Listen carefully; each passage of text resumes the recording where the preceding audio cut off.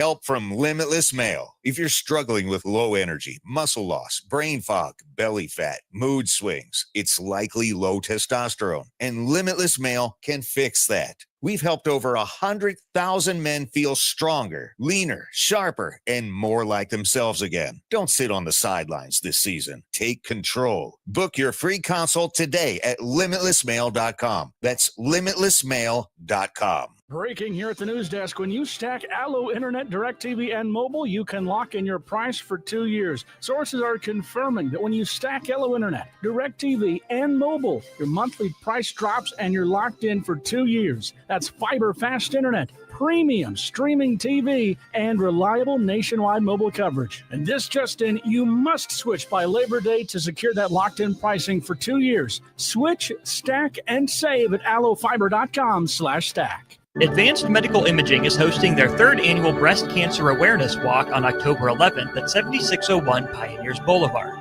Hear inspiring stories from survivors, enjoy local food truck vendors, a live DJ, and other family-friendly activities as we unite to bring awareness about breast cancer.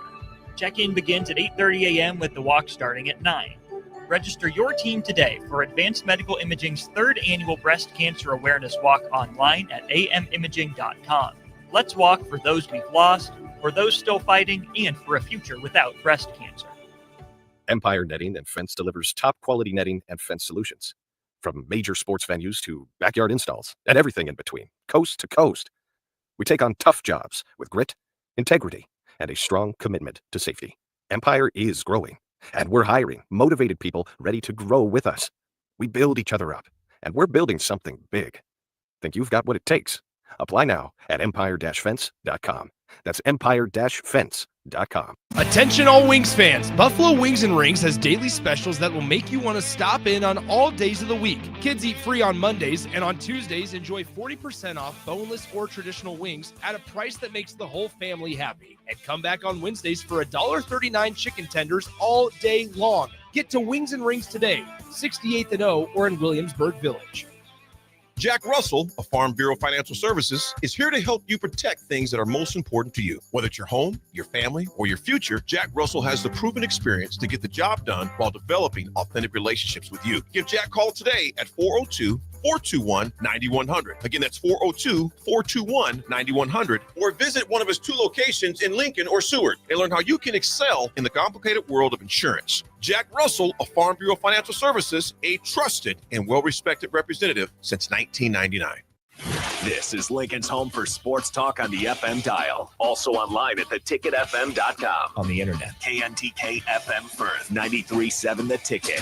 You're listening to The Law of Lift with Dr. Lawrence Chatters. Real stories, powerful insights, and weekly inspiration to help you rise above life's challenges. Let's lift off with Dr. Lawrence Chatters on 93.7 The Ticket and theticketfm.com. 93.7 theticket.com. It's Dr. Lawrence Chatters. It is an absolutely beautiful, beautiful day in Lincoln, Nebraska. We are here at WordStock, and I just love the name. I love the name WordStock. I mean, this is all about reading. It's all about exchanging of books and knowledge. It's all about the importance of reading comprehension and a young person's ability to learn early on how they can take in other information about the world and about themselves through reading. And so we just want to say welcome to our show, The Law of Lift, today. And I am joined by an absolutely amazing man. And let me tell you something, ladies and gentlemen. And, you know, I was talking to my wife, Katie, about this morning, how much this guy means to me and how much of a mentor he's been to me over the course of my life. And I don't even know if he knows so much. But what I do traditionally, ladies and gentlemen, I have Bob Burton here on my show with me today, and he's just an amazing man. I like to give people flowers on the air. And, you know, again, it's just about appreciation. So, Bob, what I have to tell you is that I have had the opportunity to witness your gratefulness, your heart, just how generous you are as an individual, how amazing you are as a man, as a husband, as a father, as a coworker, as a person who cares so deeply that you take the time and put the effort in to care for other people through your nonprofit organization. I've had the opportunity to bear witness to that over the course of my time since I've known you. And I was really trying to think back to when we met and when we first got to know each other. And I think it was somewhere around 2013-ish. And I got an opportunity to meet with you. And that's when, your organization, I've Got a Name, was just really coming onto the scene. But you guys, this man that I have on my show today, who's going to talk to us a little bit about his journey and his story, he's just such a great person and a humble person too, and a man of faith. And so I just want to give you your flowers early on in my show, Bob, because I appreciate who you are and I appreciate your friendship and all of the wonderful lessons that you've taught me through your actions, not just through your words, but through your actions. And so, I know it's probably a tad embarrassing when everything's said and done to hear all of that, but welcome to the show, Bob Burton. It's good to have you on here today. How are you doing today? I'm doing great. I'll tell you what, you look around and see all these people, and it's just a testament to this. Lincoln is a wonderful community. It really is. And thank you for that opening of bouquet. But let me tell you that the reason we are such good friends is everything you said, I can say about you. Because the first time I met you, it was awesome to have you in. You were one of the smartest people that I know. Oh, wow. And to watch the dynamics of a room when you're the new person and you know what you're talking about, you're very well educated, and you would challenge people's intellect because it was opening their eyes to a whole new dynamic. And it was wonderful to see just how challenging you made people think about themselves. Wow. Because they have been looking at things one way for so long. Yeah. And you were opening up so many doors. And let me tell you, every meeting that we were in, it was a testament that you're my mentor. I mean, I'm telling you, you've opened my eyes in so many ways, and we haven't always agreed on things. That's right. But our friendship is as deep as it's going to always be deep. Yeah. And that's what I respect about you is that you treat people fairly. You don't judge people. It's you truly want to know what makes people tick. Yes. So you absolutely. can understand them. Yeah, absolutely. Yeah. So no, I appreciate that, Bob. And ladies and gentlemen, you're listening to the Law of Lift today. We're live from the WordStock event down here at Antelope Park. Get down here if you have the opportunity to. It's just a beautiful day. I mean, the wind is blowing out here. We have some tents set up. We have absolutely amazing weather, and we have a lot of great people out here. Bob, what you touched on there is one of the reasons that I started this show. This concept of wanting to know what makes people tick. This show for me has been a journey in trying to understand how people overcome adversity and how essentially people find their way out of challenging situations and what makes people choose the path that they take in their life, which we often know is not our own choosing, right? Yeah. I think the path gets illuminated to us. We learn more about how we're supposed to make our way down that path, but we traditionally don't know how many steps are in the staircases we're moving along with faith, right? So I want to have you on my show today because you've always been a person who's been a leader to me in your faith and your belief and your understanding of essentially how we need to follow a path. And so I want to talk to you about your path today. So let's start we start always with this general question. And this general question is, where did your name come from? So where did you get your first name, Robert, which it's Robert, it's not Bob, right? Where did that name come from? Yeah. How did you get your name? Robert Andrew Burton. So my dad's brother was Robert Burton. So it was just natural for my dad to choose Robert after my uncle. Okay. And then Andrew was my mom's brother. Oh, so okay. Robert Andrew Burton. R.A.B. R.A.B. So Robert Andrew Burton. And can you tell us when and how often you started being called Bob? Wow. I would say that early on, people referred to me as Bobby. Bobby, okay. Just Bobbie. Okay. I don't know if you ever remember those little bracelets like when we were kids, there'd be like a silver link bracelet. You'd have your name on it. Yes. A little ID bracelet. Yes. Mine said Bobby. Okay. And then probably in junior high, it probably switched over to just Bob. It switched over to Bob. Okay. And so, some of us, we have names that are traditionally shortened. And I think, Robert's one of those that was, shortened to Bob, and it has been shortened to Bob traditionally in our culture. One of the more famous examples of that is Bobby Kennedy, right? And of course, when we talk about that era of when you were born and just kind of some of the things that were happening in the world, take us back to that era of your youth and growing up in Falls City, Nebraska, right? Small town. Tell us a little bit about Falls City. Great place to grow up. My mom was a PE teacher. Okay. And there weren't many female PE teachers in those days. Okay. And so I grew up in Falls City from 1963 to 1981. Okay. My dad was a large animal veterinarian. Okay. So I had a PE teacher for a mother and a large animal veterinarian. So I really got to experience a lot of different things. Yeah. Wow. And so my dad, who was both were extremely hardworking. My dad would do 2 auctions a week. He'd do a Thursday night auction in Hiawatha, Kansas, where all the cattle would come through. And okay. Pigs, and he'd be there till 12:30, 1 o'clock in the morning, and then he'd turn around on Friday and did the same thing in Falls City. Wow. And so I spent a lot of time in sale barns. Okay. Taking cattle from one pen to the next, or running them to the chute to check them out, Craig check cattle, and so wow, I had a lot of interesting things. It was a really great place to grow up. You had a lot of freedom. Yes. No one had a fence in their yard. Mom and Dad didn't worry about where you were at 8:30, 9 o'clock at night. So right. You were just running around playing in the neighborhood. Oh, my goodness. And so did you actually grow up in town, or did you guys have like a farm place out a little bit outside of town? We grew up in town, but my dad did have a farm north of Rulo, Nebraska. Okay. Okay. And, wow. It was right on the Missouri River. So right on the Missouri. Wow. Beautiful. Wow. And so, ladies and gentlemen, I'm talking to Bob Burton here today. Just, all around great guy who's meant so much to Lincoln and just been here for a while. But we're talking about the beginning portion of his life, growing up in Falls City, Nebraska.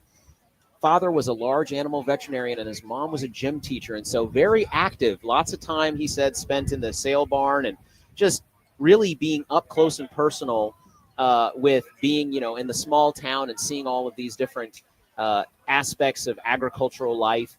Can you talk to us about what did you learn from your parents, Bob, early on about hard work and commitment? What did you learn from them? What were you seeing that was representative of that hard work that I think has become a part of your ethos? Well, I would say that, it was common to get up early on Saturday morning and go on calls with my dad. I see. And so there wasn't a day that he could really take off because, when a farmer has a problem with an animal, yeah, you're expected to be there. So my parents, literally, I think we'd take 1 week out of the year and go to Colorado for vacation. Okay. And then other than that, I think my dad would go to get his certificate renewed at a conference for 3 or 4 days. But the rest of the time, he was generally around the area. And then, so you witnessed it, just work is part of it. Yes. Yes. But you also got to meet a lot of interesting people. Yeah. People on each end of the spectrum. Right. And, for sure. So it was like I said, it was a really good place to grow up. Yeah. And my dad didn't say a lot of things, but when he said them, they had a big impact on me. Like, just about your actions. Yeah. And how your actions can impact things that you may want to do later in your life. Absolutely. So if you're getting in all kinds of trouble and you have dreams of being a doctor or being a lawyer or being a PE teacher, right? Those could, your actions can hinder that. Absolutely. So that was about it. That's amazing. So, you're really talking about the importance of reputation, right? And how difficult it is and how long it takes to build a reputation and how basically the decisions that you do make early on can have an impact later in life. And, as we're out here at this space, 93.7 The Ticket, here in Lincoln, Nebraska, on the show, The Law of Lift. We have a special guest, Bob Burton, today, and we're kind of talking about those early decisions and how those have an impact later in life. You all, what I want to bring to your attention is that early reading to your children is foundational. It's so incredibly important. And so, having that early education and early access to information through books and the ability to comprehend is absolutely essential when it comes to educating our children. And so if you're here today and you're doing some book exchanges and you're just out learning, if you happen to be out and about right now, or you happen to be at home and, you have those books on your shelf that you just haven't really touched for a long time, and you want to make sure that those might get given to someone who might engage with them, bring them out here to WordStock. We are here at WordStock. It's just an amazing day to be out here. So, Bob, you talk about those decisions that you make early on. You talk about hard work, because it must have been, I just want to know from your perspective, what was it like to see specifically your dad in this specific regard? Because again, I know you probably couldn't go to school with your mom, right, in the school because you're in school, but what was it like being there with your dad as he was caring for people's animals? And these animals are these people's livelihoods, right? Absolutely. So like you said, I mean, if he gets a call in the middle of the night and, a calf has gone down, or, heifer, whatever, I mean, struggling, that is a multi-$1,000, $100 at the time, likely because of inflation, right? Animal that is, at risk of not being an investment anymore, right? What was that like for you to see that high level of emergency with your dad and how he handled that pressure? I'll give you a story. So I grew up thinking that I wanted to be a veterinarian. Okay. And so I would go on calls with my dad, and we need to just move the mic closer. Yeah. Okay. Yeah, there we go. And, Perfect. It was a typical Nebraska winter day where it was like maybe 15 degrees out. Okay. The wind's blowing. Yeah. And a cow had suffered a prolapse. Yes. Where basically my dad had to push things back into place and sew it up. Oh my goodness. And I was outside for maybe 5 minutes, and my hands and toes were so cold that I had to get back in the pickup truck. Yes. And my dad had I don't know what it was, but I don't know if it's a circulation or what, but he could work in the most extreme cold without gloves. Wow. And I thought, I can't be a large animal veterinarian. Right. There's no way. Yeah. And some of the places, and again, you got to understand, when you go to some of these farms, it's not like they have fancy chutes and right. And you would literally be pushing gates to hold a cow up against another gate. Oh my so that goodness. you could be treating this cow. Right. And so I think my dad had 7 broken noses. Oh my goodness! Wow. He got bit in some private parts a number of times, but wow. So it was just like, yeah, it's a very, very difficult job. Yes. So, and this is one of the things that you bring up. I think that early on, you're kind of evaluating your father's life, and you're trying to figure out, is this a path that I can take? Can I really, here's this man that I have so much respect for what he's doing. Can I follow him along and see what he's doing and maybe learn from this and possibly go into that area? And you were just seeing a lot of diverse things that he was doing, right? I mean, yeah, seeing the real stuff. Yeah, exactly. Right. You don't get the glitz and the glamour of, oh, you're in a hospital and they're bringing the animals to you and you have this wonderful sterile operation room. You're literally in a barn with no, heating or anything like that, and trying to keep the door closed because the wind's blowing, right? So, well, that's amazing to hear about. And, oftentimes as we're growing up, we do have these examples and we have these situations where we see kind of, what's possible for us from that perspective. Can you talk to us about what it was like for you to be going to school there in Falls City? What was your graduating class like? What did you do in high school for sports or anything like that? Well, when you grew up in a small town, I don't know if it was expected that you play a number of sports. Yeah. It was just, that's what you did. Yeah. Yeah. So Falls City was a little bigger at the time. I think I had 104 kids in my graduating class. Oh, wow. Okay. So we were a Class B school at the time. Yeah. And so growing up, you did the baseball in the summer, and then you played football in the fall. Okay. I wrestled, and then you went out for track and field. That's awesome. And which I was a pole vaulter. Really? Yeah. Okay. All right. And I didn't care to do about any of the other. I didn't want to do a lot of running. Right. And so I just pole vaulted. And I remember I got in trouble one time at one because pole vaulting would take place at the very beginning of the meet, And then you're done. and then you're done. But you're gone for the whole day But from you're school, gone right? For the whole day. Yeah. And I got in trouble one time, and Yeah. then we went to a meet over in Missouri. Okay. And I think as punishment, he put me because Nebraska didn't have steeplechase. Yeah. The coach threw me in steeplechase. Oh my and goodness. It almost killed me. Oh my goodness. It was horrible. Because you didn't want to finish so far back that it was embarrassing, right? So you're trying to keep up with these distance runners. And you're trying to jump over a pit of water.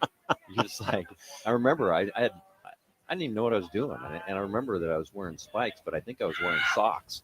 And so after I jumped in the first water pit, I knew right away. I was like, you don't wear socks. Now it's like wearing weights on your ankles. Yes. And it was just like, so. Oh, man. The joys of the steeplechase, or Oh. maybe not, right? And so, wow. So, speaking of track, we have a former track athlete right in front of us here. Good to see you, Karen. Always good to see you. Good to see you, too. So, yeah, we're out here at WordStock, ladies and gentlemen, live. I have Bob Burton here on the air with me talking about his life and his journey. You're listening to the Law of Lift on 93.7 The Ticket right now.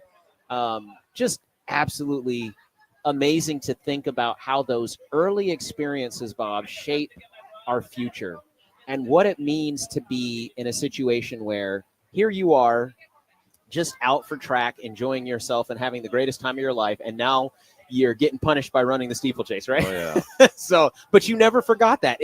You still can imagine that race right now and how painful it was, right? So those early lessons and everything else. And so you wrestled too. And I know that wrestling was really a meaningful sport for you. What did you learn from wrestling early on in your high school career?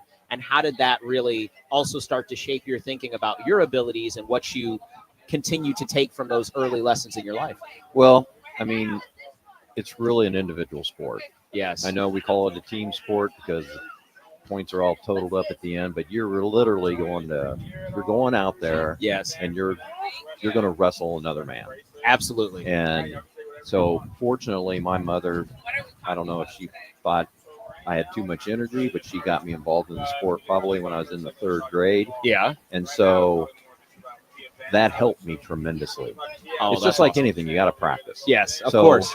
When you're wrestling starting in the third grade, by the time you get to seventh and eighth, kids that are just starting in the eighth grade, right? There's a big learning curve. Absolutely. You could be the most athletic, physical, mentally tough kid you want to be. That's right. But those kids that have had 6 or 7 years of experience, and Yeah. they understand leverage, they understand a lot of just the feel of wrestling. Absolutely. Wrestling's a feel sport. It is. And you can go in there and try different things. But Yeah. at the end of the day, the more that you're actually on the mat, Yes. the more you start to learn. Absolutely. So that's one of the really amazing things I think about getting your kids into sports early is, you really have this concept of an understanding of what you need to do to be successful in that sport. And, I'll be honest with you, Bob, I wrestled for 1 year in high school and I just went out my junior year and they were looking for warm bodies. Okay. At my school, I went to Bellevue West. Chopping blocks. That's right. And so what I quickly realized is that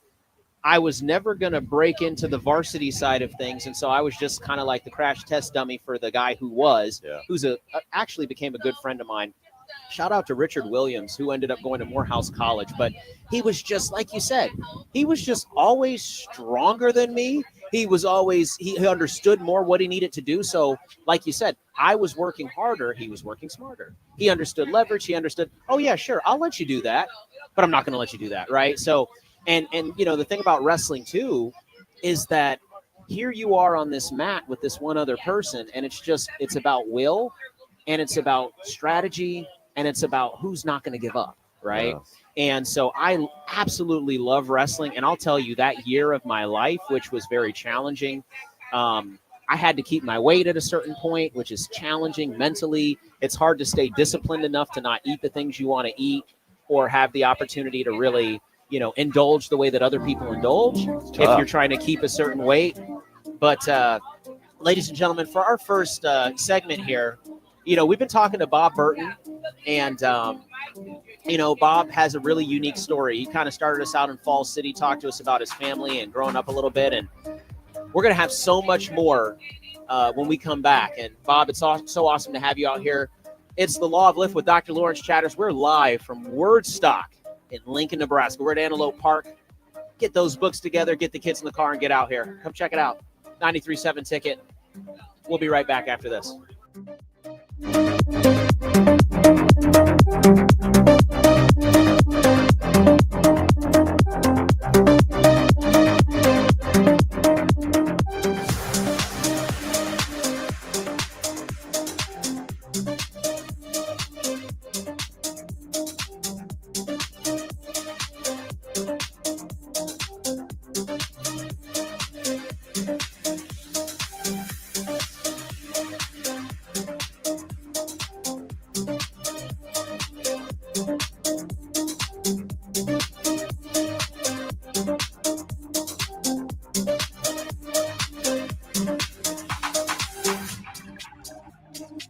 At Fairway Meat Market, you're family, and as part of the family, they want to save you money on your meat and groceries. Now, through August 24th, enjoy 8-ounce USDA Choice Bacon Wrapped Sirloin for $5.88 each, USDA Choice Boneless Chuck Roast $6.99 per pound, bone-in smoked pork chops for $4.99 per pound, and Dungeness Crab Clusters $29.99 per pound. That's all at Fairway Meat Market in the Rockledge Square Shopping Center, just south of 84th and Van Dorn.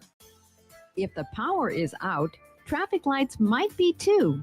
If you come across a dark intersection, treat it like a four-way stop. See more tips at les.com/safety.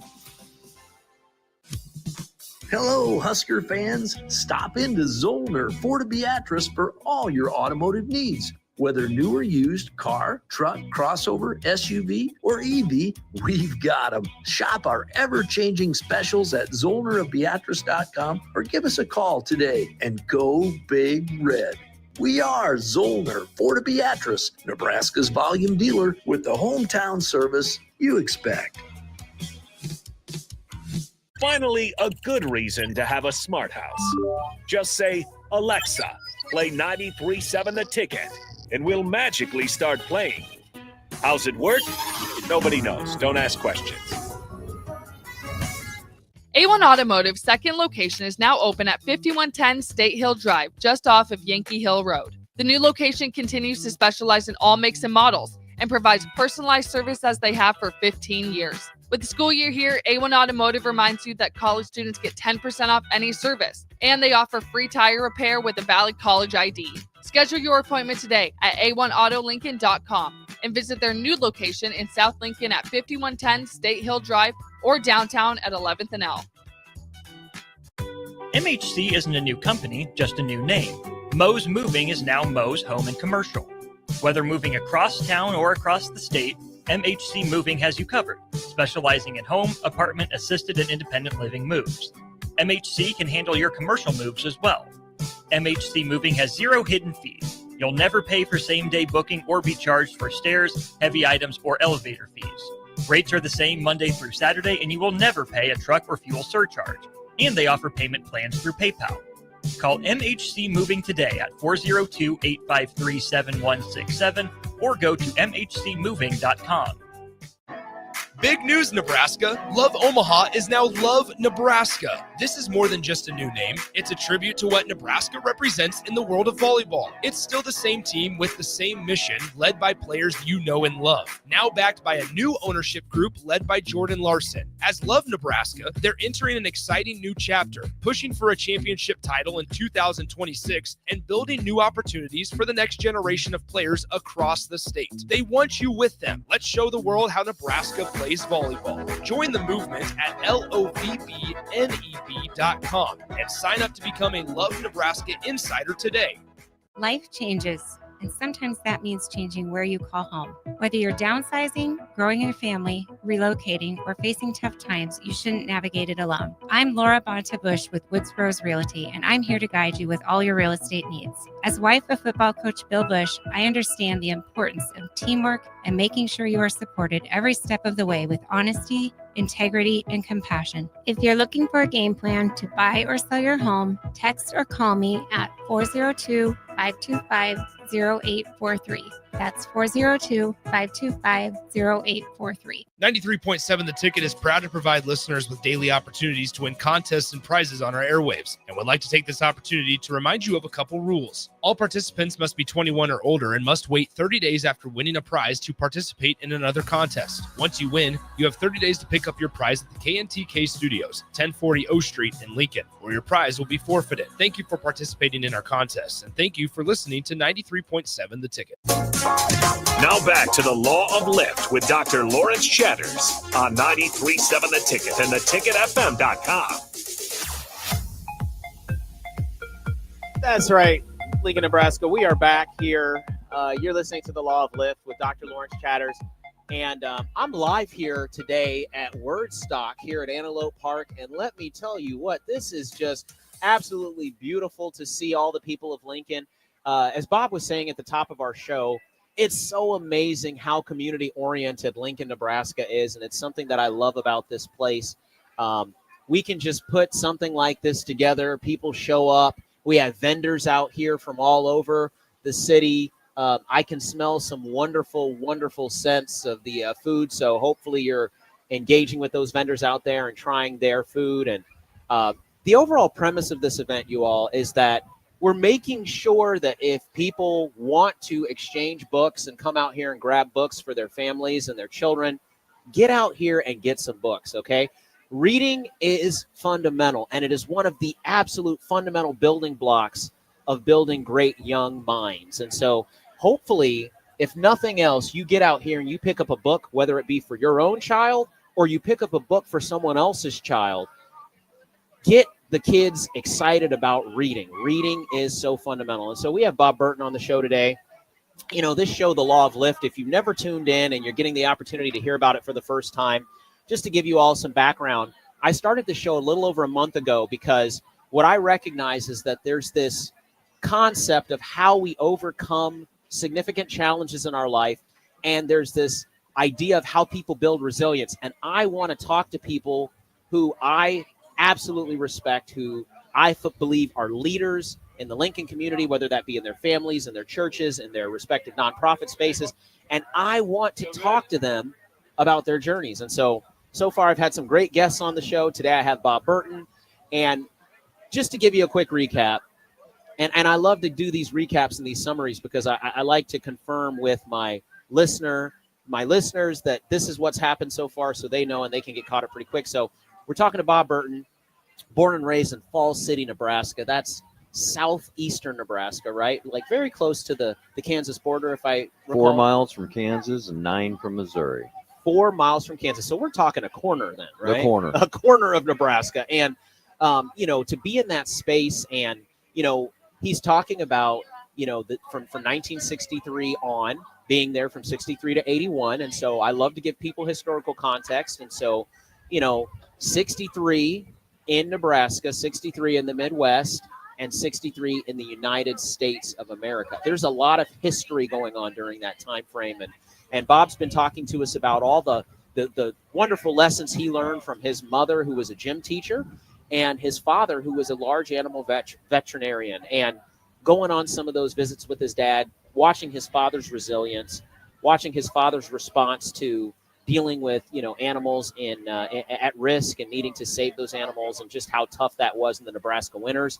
Bob talked to us about going out, being a wrestler, doing some track and field, all kinds of things. I mean, sounds like a really fun upbringing. And we were just talking during the break about spending weekends at the bowling alley. And that's something I never knew we had in common, Bob. So you said you'd stay at the bowling alley pretty late when you were in the early parts of your high school career and have fun with friends there. I was the fourth child, so I think by that time maybe my parents were worn out. So they gave me a lot of freedom. Yes. I probably abused a lot of that freedom. Yeah. But, I mean, I had a curfew. Yeah. But at that time, if I called in before my curfew time, let's say it was 10 o'clock, they would be like, well, we know where you're at. You stay another hour. That's awesome. And my parents never came to pick me up either. Gotcha. So I'd have to run home at night. Oh, wow. At like 11:30 at night. And I just remember, it was like, and I would run because, there was a little fear of the darkness. Yes. And you had these huge trees. I mean, it was dark. Yes. And So there was freedom, but there was also responsibility that went with it. So That's amazing.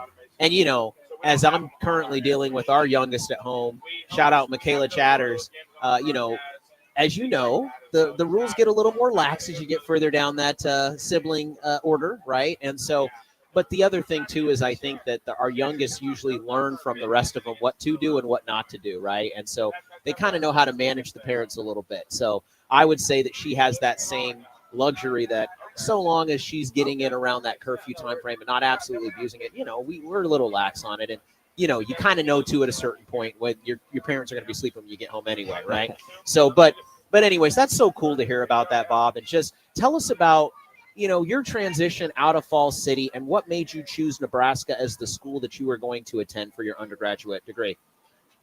I didn't look anywhere else. Okay. My sisters and my brother attended the university, and so it was just, I always knew I was coming to the University of Nebraska. Okay. And so I was actually pre-dent. I Oh, thought really? I wanted to be a dentist. 'Cause Okay. we had dentists in our family. Yeah. And I think it was Chemistry 110 that changed that trajectory. When you come from Yes. Falls City and you're in these chemistry classes. Yeah. And I took chemistry in high school. And I remember being in chemistry like 109 and 110. And I remember in the very first one, I think that 3 weeks into the class, Yep. I think we had covered the whole year that I learned in Falls City. Oh, wow. So 3 weeks. 3 weeks in, Yeah. I'm like, wow, we're getting into stuff I've never even seen before. Yes. And I didn't have good study habits either. Gotcha. And so I switched from pre-dent to finance. Yep. And then, so I graduated in 85 with a degree in finance. And I saw a lot of my friends taking jobs that I thought, man, is that something you truly want to do? Or are you just taking a job? Right. And so I was a runner in a law firm. Uh-huh. And I thought, I don't really want to go to work. I kind of enjoy school. Yeah. So I studied the LSAT. Okay. Took the law exam. Yeah. And I went to law school. Wow. So spent 3 years doing that. And the whole time I was there, I thought, man, I really want to be a sports agent. And had the opportunity, one of the leading sports agents at the time was coming into Lincoln. Yeah. And it was Lee Steinberg. Okay. And he was going to speak to law college, and I got him to go over and introduced him. I didn't know anybody in the athletic department, but I got Lee Steinberg in with Coach Osborne. Oh, wow. I didn't know Coach Osborne. Okay. So I really thought I wanted to do that. And so when I got out of law school, I moved down to Kansas City and moved in with my little brother. And I took my resume over to the NCAA. I didn't know anybody there. Okay. And I left it with 3 departments: the compliance department, the legislative services, and the enforcement staff. Okay. Within a couple weeks, I get a call and they said, hey, we want to bring you in for an interview. Wow. And I was like, are you kidding me? And wait a minute, there wasn't even any job postings out, or I didn't even know. Okay, you just went down there with your resume. They had Okay. a couple openings in the legislative services division. Yeah. And I went and spent the whole day interviewing. Yeah. And the next day I came back and the department director called me in and he said, if I were to offer you this job, how quickly could you get started? And I said, where their old offices were, there was a Dillard's like 2 blocks away. Yeah. I said, as soon as I can run over to Dillard's and buy 4 new white shirts, I could be here tomorrow. So this of course is the era of everybody's wearing a white collared shirt, right? Oh yes. And at that time, and so I get that job. Yeah. And I can't even remember the early executive director had just retired, and so they were still under a bunch of his rules. Okay. And it when we showed up in the parking lot, Yeah. we had to have our suit and tie on. Wow. Even if it's 104 degrees out in Kansas City, we had to walk in with our everything on, ready Oh, to my go. goodness. Wow. And in our office, the rules were you could have no food. Okay. We were food. allowed to have water because we were taking telephone calls all the time. Yeah. But none of the others they couldn't have soda in their offices or anything. Wow. And then Dick Schultz came in and changed a lot of that and made it a much more enjoyable place to work. I loved working there. Okay. You're working with so many young professionals. Right. Everyone had a master's degree or Yep. they had a law degree. Yep.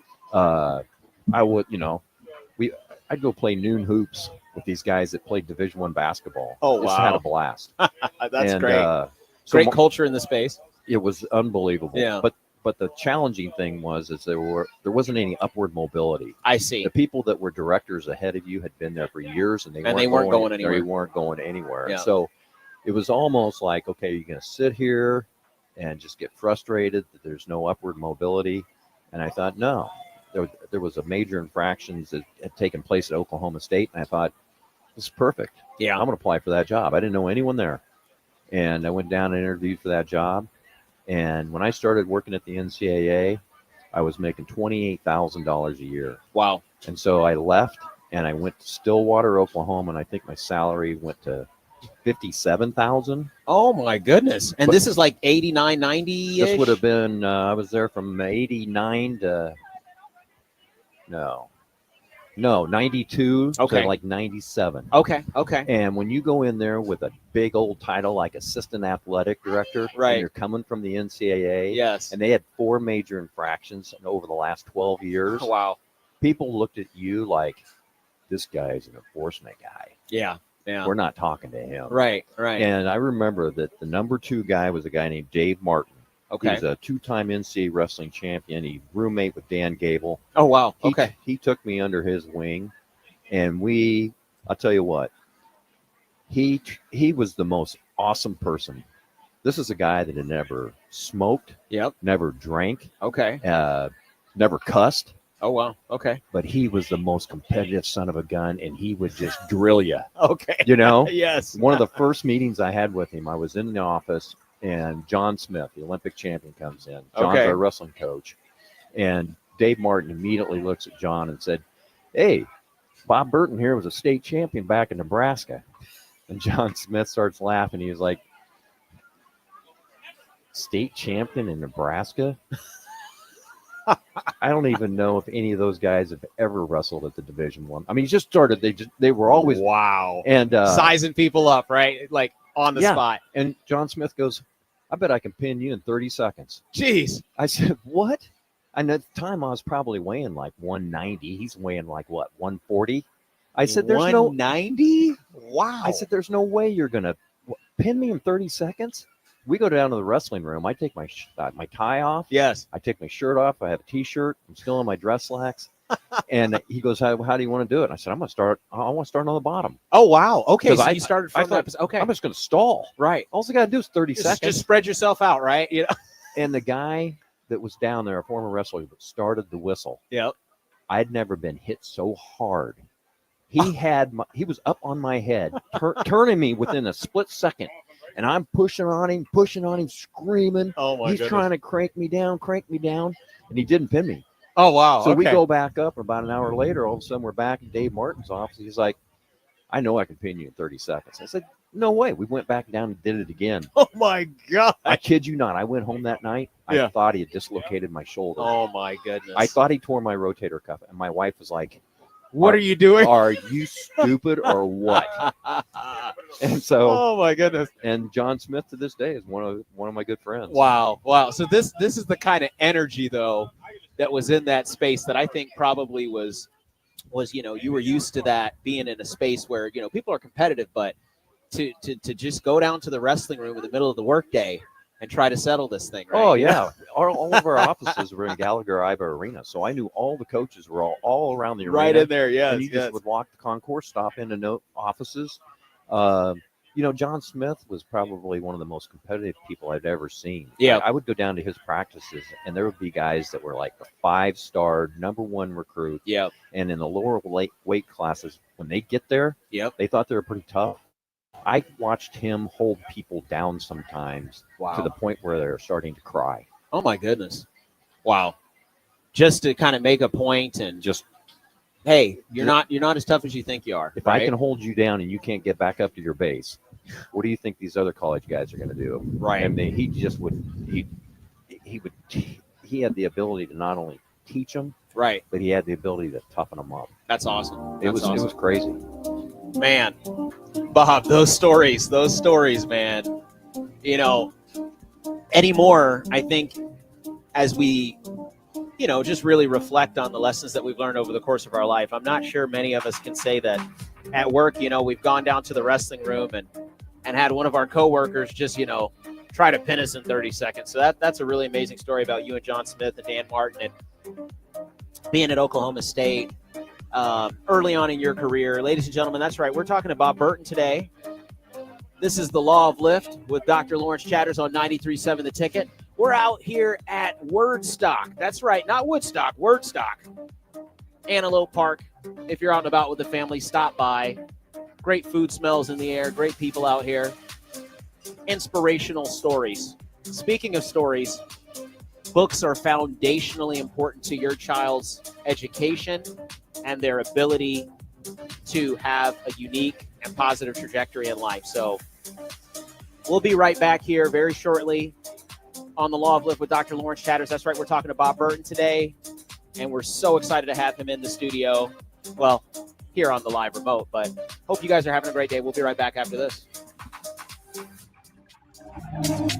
When you were a kid, clubs were cool. Robotics club and space club and stuff like that. But what do adults get? Book clubs and quilting clubs? Nah, forget that. How about margarita clubs and old-fashioned clubs? Get to Upside Bar and Lounge for the best clubs in town. Try all 10 varieties of Upside margaritas or old fashions and take home a free souvenir glass. Grab the whole crew and pair it with taco night on Mondays or whiskey Wednesdays. Upside Bar and Lounge at 29th and Pine Lake. This is former Husker and NFL linebacker Jay Foreman. For years, I've suffered from degenerative problems in both of my ankles, but thanks to a thorough and thought-out plan provided by Advanced Medical Imaging, I was able to get my life back with the least amount of pain as possible. While working through multiple options, the team of physicians at Advanced Medical Imaging were there to answer any questions I had. If you're experiencing any pain at all and want to get your life back, go to amimaging.com or give them a call at 402-484-6677. Advanced Medical Imaging, located at 7601 Pioneers Boulevard. Are you looking for an exciting new way to put your skills to work? Explore new career options in the fintech industry at Currency, a Sandhills global company. We offer full-time positions in financial sales, compliance, operations, and other fields. We also offer a 4.5-day work week, an attractive benefits package, and opportunities for advancement. Put your motivation to work and grow with us at Currency. Visit gocurrency.com/careers to learn more.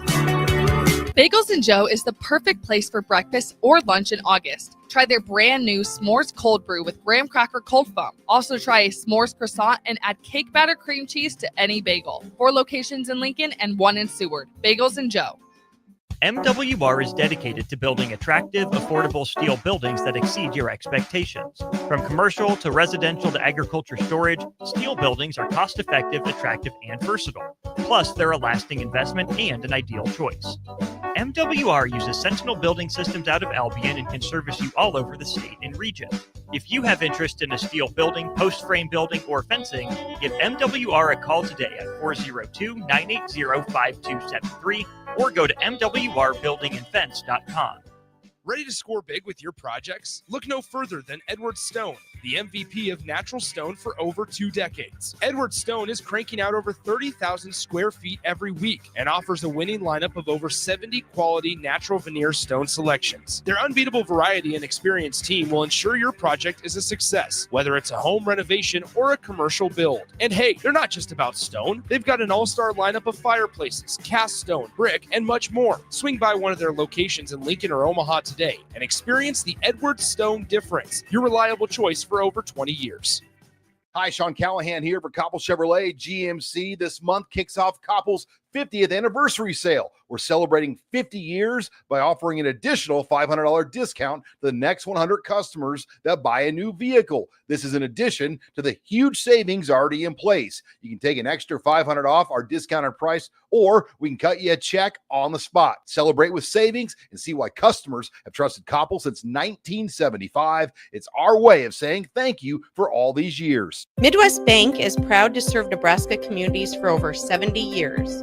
We're a community bank making local decisions, supporting community organizations, and helping businesses succeed with 10 locations throughout the state, from Wisner to Deschler, Norfolk to York, and right here in Lincoln too. Whether you're opening a checking account, buying your first home, in need of an ag loan, or in search of cash management services for your business, we're here for you. Your community, your bank, Midwest Bank. Find out more at midwest.bank.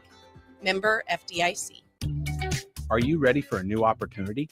Check out Sandhills Global. Join a dynamic team where your skills are valued and your career can soar. We offer full-time positions with a 4.5-day work week, competitive pay, excellent benefits, and a positive work environment. From IT and marketing to sales and finance, we're looking for talented individuals like you. Apply today at sandhills.jobs and take the first step towards an exciting future. That's sandhills.jobs. Don't wait. Apply now.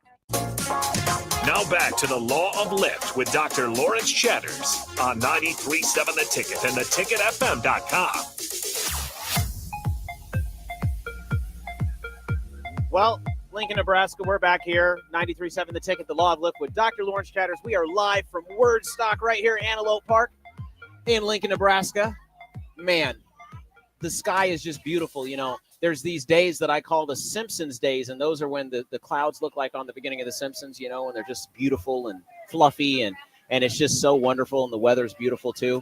That's one of those days that we're having right now, and it's just absolutely gorgeous out here. You're listening to the Law of Lift on 93.7 The Ticket. We are live from out here. And again, at the top of each one of these shows, I have to talk about how important it is that we do our best to make sure that kids have access to books and that kids have the opportunity to learn and understand through learning comprehension how they can take in information. And I know in my life, reading from a very early age was integral to just my desire to want to learn more and my continuing education over the course of my life. And it's so important. So, again, if you're out and about, stop by WordStock. We're down here at Antelope Park, and there's a lot of great things going on out here. There's not only books, but there's lots of food out here. There's some games.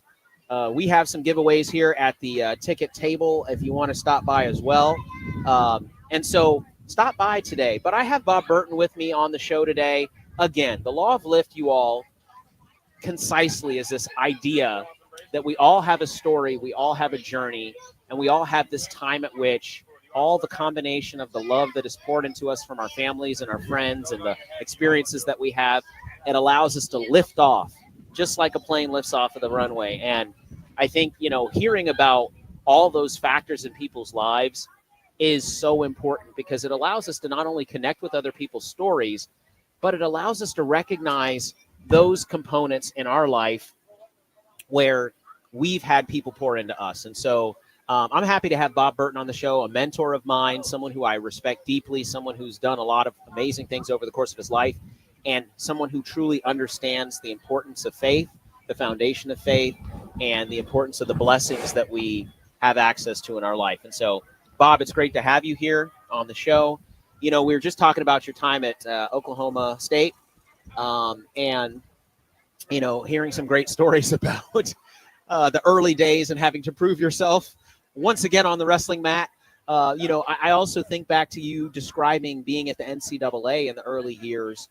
We're talking like the late 80s, you all, that Bob was at the NCAA's offices in the Kansas City area. And he kind of talked about having to be dressed properly and being in that space and just the uniform manner that they had everybody coming into that space. And again, this is a place that is having to do very significant investigations at places. They have to keep their reputation that they're a highly reputable organization. So many things have changed in this day and age in athletics, but back when you were there, you know, you get this job at Oklahoma State, you go there. Talk to us about how many years you were there at Oklahoma State and when you head from there to Texas Tech. Well, I was there for 5 years and just kind of set up a lot of the policies and procedures just to keep them in compliance with the NCAA rules. And so it was a blessing because I wasn't there very long, and they started to give me sports to supervise. So I had wrestling, I had track and field, had the tennis programs. And so it was really branching me out of just being a compliance person. And that's when I really started to realize is that I really like working with the coaches. I see. Yeah. And even though I had a role and that I had to tell them things sometimes that, you know, this isn't going to, you can't do it this way. Yeah. But we had a mutual respect for one another because I respected what they did. And the coaches that I worked with, you know, truly wanted to do things the right way. Yeah. Now you'll get a rogue coach every once in a while. And so I stayed there for 5 years. Wonderful experience. People were fantastic. At the time, Stillwater wasn't very big, so there weren't a lot of, 28, 29, 30-year-old professionals. Yes. Most of the people that had graduated or got their masters moved away from Stillwater. Okay. There wasn't a lot of opportunity, but here I am. I'm working in the athletic department. Right. Which it was a dream come true for me. Yes. I mean, here's a guy that had no earthly idea what the NCAA even stood for. Right. Right. I went and applied for a job. Yes. Yes. National Collegiate Athletic Association. I didn't even know the name behind it. Right. Right. So it opened all kinds of doors, because when I was at the NCAA, I was going out. I was the liaison to the Big 8 conference, the Big Sky conference. I was going out and doing presentations. I was going to these beautiful, ADs, senior women administrators, yes, faculty reps. And we'd have, half a day of work, half a day of playing golf, and then big dinners. And it was just like, boy, Wow. this is awesome. Absolutely. And I go to Oklahoma State, and, I'm part of the senior management team from the very beginning. From the very beginning. There's people Wow. that dream of trying to get on the senior management team. I was on it day one. Yes. I was sitting in the senior management team at Oklahoma State. There was a guy smoking a cigarette, two guys chewing tobacco. Jeez. I mean, this is a different era in collegiate athletics, and honestly, when we come back, you guys, at the top of next hour, we're going to get to hear a little bit more about Bob's experience as an administrator and just what he saw change over the course of his career. And I think in this day and age, when we talk about the NCAA and we talk about all the shifts that have happened within collegiate athletics, it's important to have somebody in the space who can talk to us about those things, who's been there before and experienced those things. But yeah, you're here listening to The Law of Lift with Dr. Lawrence Chatters, 93.7 The Ticket. We're here at WordStock, not Woodstock, WordStock. Lots of people walking around this place with books. Books have knowledge in them. You got to crack one, read one. Read a book to a child. Get someone excited about reading and books, ladies and gentlemen. You're listening to The Law of Lift with Dr. Lawrence Chatters on 93.7 The Ticket. We'll be right back after this break.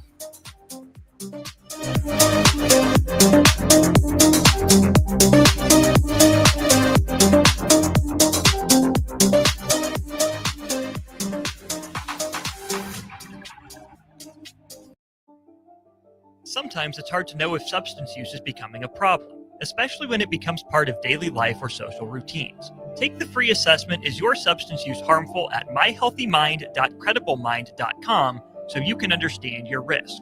You can take the assessment anonymously. In just minutes, you'll get practical, non-judgmental guidance and resources to support your health and well-being. This message is funded in part by the CDC OD2A grant. Are you ready for a new opportunity? Check out Sandhills Global. Join a dynamic team where your skills are valued and your career can soar. We offer full-time positions with a 4.5-day work week, competitive pay, excellent benefits, and a positive work environment. From IT and marketing to sales and finance, we're looking for talented individuals like you. Apply today at sandhills.jobs and take the first step towards an exciting future. That's sandhills.jobs. Don't wait, apply now. Need service on your home air conditioner? No matter what brand you have, just call Bryant, 467-1111. Bryant Air Conditioning, Heating, Electrical, and Plumbing. Hey Husker Nation, this is Todd Euler, two-time national champion, here to talk to you about Window World Lincoln. At Window World, we specialize in replacement windows, doors, siding, and roofing. Whether you're looking to enhance the beauty of your home or increase its energy efficiency, we've got you covered. And here's the best part. We offer the best for less. Our team is dedicated to providing top quality products and exceptional service at affordable prices. We want to earn your business and make your home improvement dreams a reality. So why wait? Contact Window World Lincoln today at 464-7313 or visit our website at WindowWorldLincoln.com. Window World Lincoln, where quality meets affordability. Link to Literacy's third annual WordStock event will be at Antelope Park on Saturday, August 23rd from 10 a.m. to 1 p.m. It's a community book swap festival with fun for the entire family and for all ages.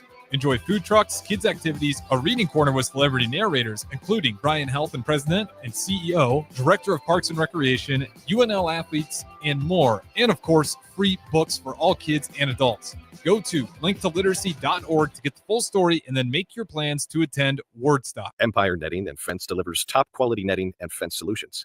From major sports venues to backyard installs and everything in between, coast to coast. We take on tough jobs with grit, integrity, and a strong commitment to safety. Empire is growing, and we're hiring motivated people ready to grow with us. We build each other up, and we're building something big. Think you've got what it takes? Apply now at empire-fence.com. That's empire-fence.com. Advanced Medical Imaging is hosting their third annual Breast Cancer Awareness Walk on October 11th at 7601 Pioneers Boulevard. Hear inspiring stories from survivors, enjoy local food truck vendors, a live DJ, and other family-friendly activities as we unite to bring awareness about breast cancer. Check-in begins at 8:30 a.m. with the walk starting at 9. Register your team today for Advanced Medical Imaging's third annual Breast Cancer Awareness Walk online at amimaging.com. Let's walk for those we've lost, for those still fighting, and for a future without breast cancer. From the capital to castles, starting this December, fly nonstop from Lincoln to Orlando with service from Breeze Airways. That's right, nonstop flights to Orlando out of LNK are starting this December. You're now just a flight away from Disney World, Universal Studios, Legoland, and the Space Coast. Stretch out and relax on Breeze with complimentary family seating. Book your magical getaway now at LincolnAirport.com. LNK, make flying easy. In every office, there's two types of people. There are those who bring in bagels and those who eat the bagels that someone else brought in. Everybody likes the first person. Be that first person. Weekday mornings at 7:30, you have a chance to win a business box of bagels from Bagels & Joe. All you have to do is shut up, Sipple. 2 questions for you, 2 for Sip. Win, and the bagels are yours. Lose, well, you don't want to lose. You lost Monday, you lost Wednesday, you're a loser. Shut up, Sipple. Weekday mornings at 7:30, brought to you by Bagels & Joe. Saturday. Eagle Raceway is open for a full season of dirt track racing action every Saturday night. Don't miss the epic battles on the high banks of Eagle Raceway each Saturday between the Nebraska Septic Sprint Cars, Nebraska Lottery Modifieds, Avid Realty Sport Mods, Valentino's Hobby Stocks, and A1 Iron Stock Cars. Let's go racing. Eagle Raceway, just 10 miles east of Lincoln on O Street. Check out the full schedule at eagleraceway.com. Big news, Nebraska. Love Omaha is now Love Nebraska. This is more than just a new name. It's a tribute to what Nebraska represents in the world of volleyball. It's still the same team with the same mission, led by players you know and love. Now backed by a new ownership group led by Jordan Larson. As Love Nebraska, they're entering an exciting new chapter, pushing for a championship title in 2026 and building new opportunities for the next generation of players across the state. They want you with them. Let's show the world how Nebraska plays volleyball. Join the movement at lovneb.com and sign up to become a Love Nebraska Insider today. This is Lincoln's home for sports talk on the FM dial. Also online at theticketfm.com. On the internet. KNTK FM Firth, 93.7 The Ticket. You're listening to The Law of Lift with Dr. Lawrence Chatters. Real stories, powerful insights, and weekly inspiration to help you rise above life's challenges. Let's lift off with Dr. Lawrence Chatters on 93.7 The Ticket and theticketfm.com. That's right, Lincoln, Nebraska. We are back. And if you're not out and about today, I'll tell you what, you're missing out. It's an absolutely beautiful day. The weather's great, and we are here at WordStock. That's right, not Woodstock. We're at WordStock. We are here learning about the importance of literacy. You all, literacy is game-changing in a young person's life. It's game-changing in anyone's life. And so if you're out there today and you are looking for something to do and you're looking for a place where an impact is being made today, right now, just know that you can come out here to Antelope Park and you're going to get the opportunity to engage with some folks. You're going to get a chance to grab some books. And, you know, there's nothing like, and I know we've kind of lost this a little bit, but Bob, there's nothing like a good book. And having the opportunity in that book to see someone else's experience that connects with your experience, our experience, and be able to connect to that. And I think that's really one of the ways early on for me that I learned was connecting with people in stories and some of those early stories that I read. And then especially as you get into high school and you start reading some of the standards in the United States, right, those novels, you start to connect with these characters and understand that this human condition is not just something that is experienced individually. It's something that can more broadly be experienced. And then when there's people who are able to capture that and really talk about that, it's beautiful in books. But in order to read those books, you need those books. And so today we're at an event at WordStock where there's a great book exchange going on. So, some of us have those giant shelves at the house that have a lot of books on them. Bring them out here, exchange them, get some other books that you want, but share those books, share that knowledge. And to you all walking around here today, it's so awesome that you're here because books are incredibly important. Literacy is foundational to success. And so we're happy to be here. 93.7 The Ticket, The Law of Lift with Dr. Lawrence Chatters. I have Bob Burton with me today. Bob and I have been talking about his journey, his career as an athletic administrator. And if you don't know, I know a lot of people see what goes on kind of like, on the front side of the show when it comes to athletics because they've been to an event, they've been to an event. They've been to some kind of a event where there's sports going on and they see those student athletes out there, performing their craft, whether it be basketball, softball, volleyball, wrestling, gymnastics. By the way, shout out to Emma Spence, who was out here earlier. Shout out to Ridge Lovett, two people who also have shows on the ticket. Make sure you listen to their shows when you have the opportunity to. They're doing great things. It's great to be on a station where, we all have the opportunity to share. But so much goes on behind the scenes, Bob, that really makes that athletic department. And you started out at a place that essentially, basically the NCAA back at that time was managing the whole entity. This whole thing called college athletics, billions of dollars every year that go from the fan to the athletic department and the donor to the athletic department. And there was no funds that were going to the student athletes. No. Right? No. And this is one of the big things that has changed. NCAA was synonymous with this concept of amateurism, this idea of being an athlete and not getting paid for it, right? Yeah. Amateurism. There were so many strides to maintain that amateurism over the years. And again, you're in athletics at a time where that's still modus operandi, if you will. And at the same time, you are moving around and kind of starting to move up the ranks. You went from the NCAA to Oklahoma State, from Oklahoma State to Texas Tech. What was your position at Texas Tech, and what made you leave this wonderful environment where you had the opportunity to get pinned by an Olympian over your lunch break? What made you leave Oklahoma State, Bob? I think that it was just opportunity. Yeah. Same thing. They were in the middle of, probably still today, the largest eligibility case. And it was an opportunity to go to another campus, take another challenge. I think by the time I finished that investigation, I think we had rendered 113 student athletes ineligible over a 4-year period. Oh, my goodness. And so, a lot of it had to do with most of it was they were not getting proper guidance. I see. So the people that were in the athletic administration didn't know how to properly administer the rules. I see. So at the time, you had to take 12 credit hours per semester, past 24 a year. You had to have certain classes after, your sophomore year that are degree applicable. Right. And I remember looking at one of the files, and one of the academic advisors, the person had only taken like 11 credit hours, and on the bottom of the note, there was a note that said, "Okay, this time, but don't let it happen again." Oh, my goodness. And so it was like no one was out there looking at anything. Right. They get reported by the NCAA, and so they brought me in kind of as an internal. I see. And to say, we need you to help us run this. Gotcha. They had hired a big law firm out of Kansas City. They had a lawyer out of Austin that was actually the mayor. It became the mayor of Austin that was also involved in the lawsuit. Okay. In the investigation.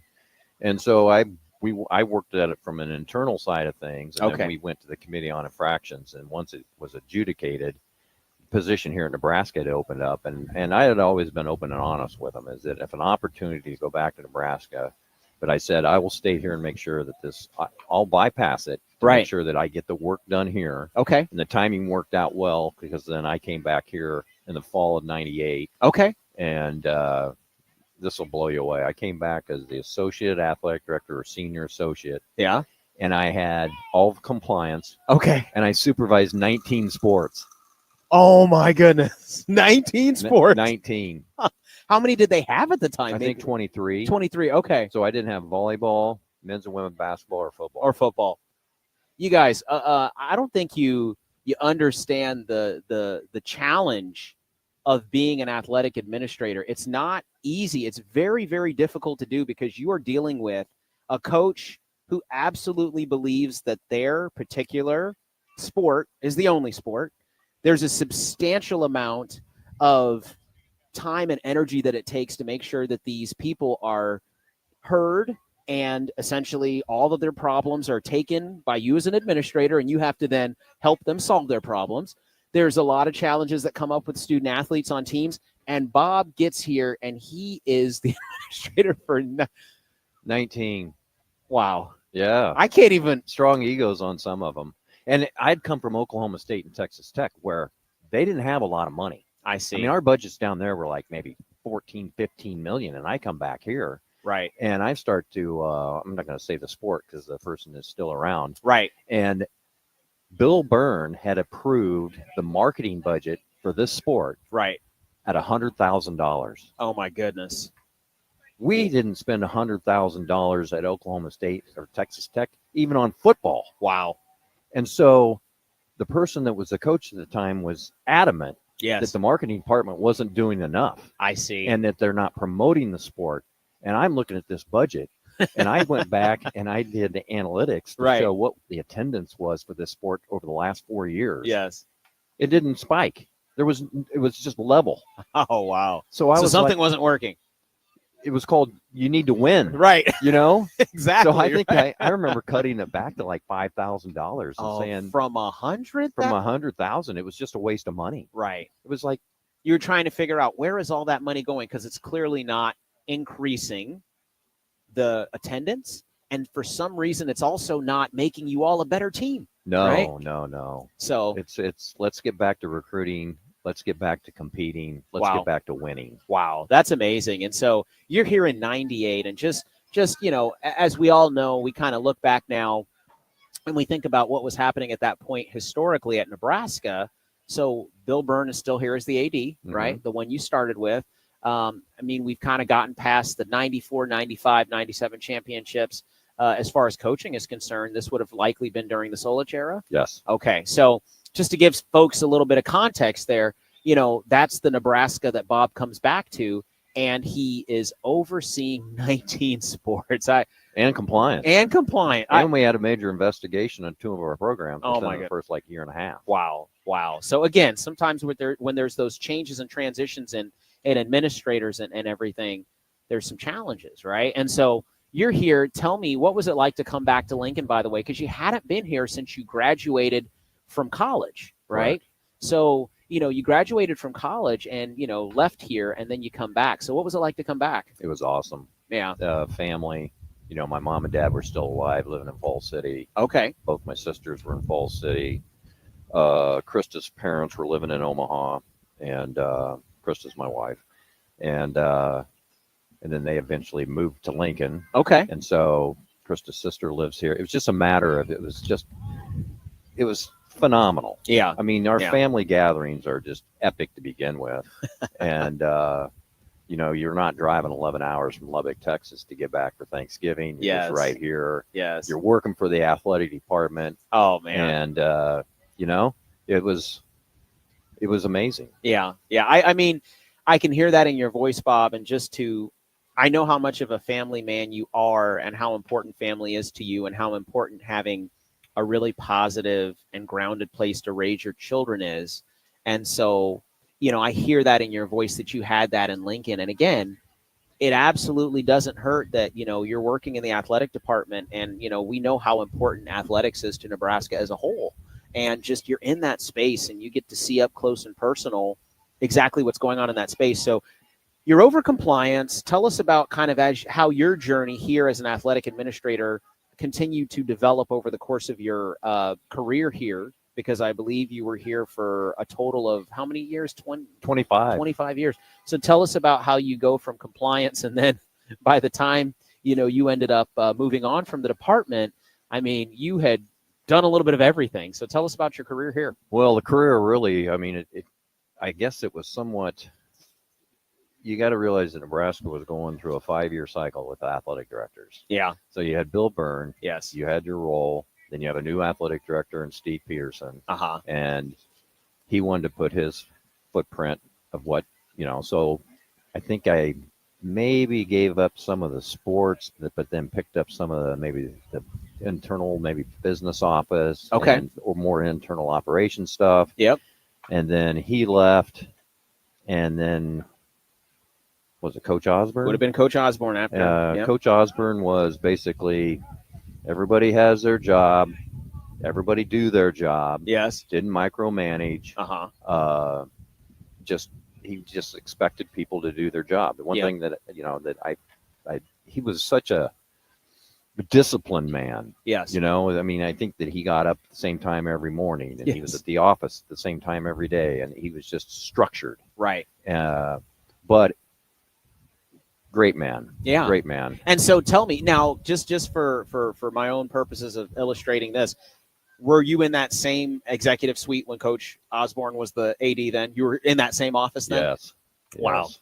So every single morning, Coach Osborne isn't rolling in at the same time. You're rolling in at the same time, because I know you're a very disciplined person too, from what I can remember working across from you. Same time, you're there. What was it like to have seen him from afar as a coach and then be working directly with Coach Osborne on a daily basis?